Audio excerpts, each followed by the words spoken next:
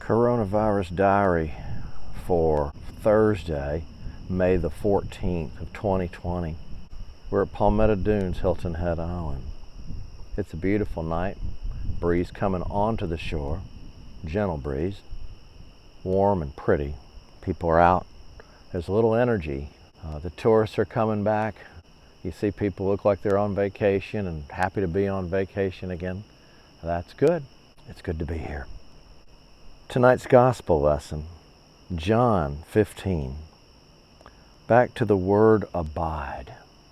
As the Father has loved me, so I have loved you. Abide in my love.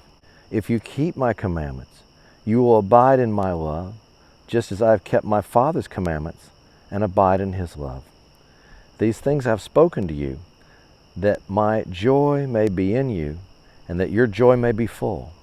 This is my commandment, that you love one another as I have loved you.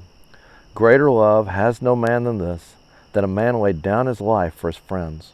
You are my friends if you do what I command you. No longer do I call you servants, for the servant does not know what his master is doing. But I have called you friends, for all that I have heard from my Father I have made known to you. You did not choose me, for I chose you, and appointed you that you should go out and bear fruit, and that your fruit should abide, so that whatever you ask the Father in my name, he may give it to you. This I command you, to love one another. Let's meditate again on this word abide. Abide is to remain. It's to be constant.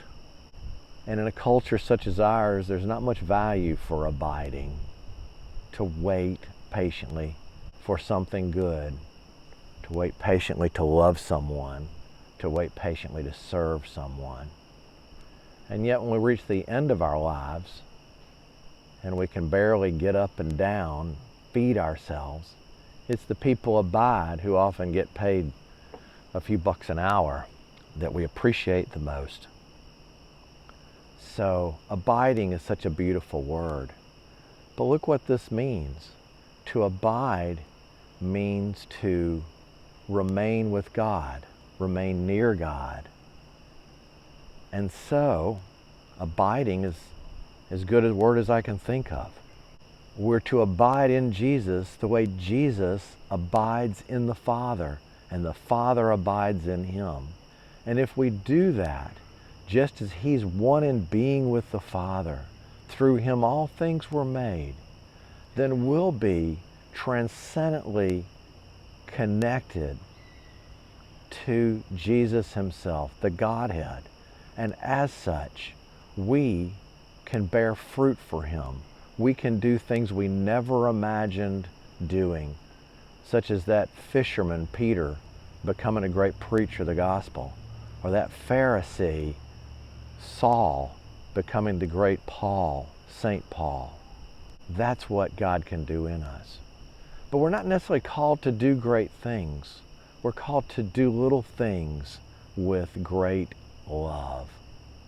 And so that is our lesson tonight. Abide in him.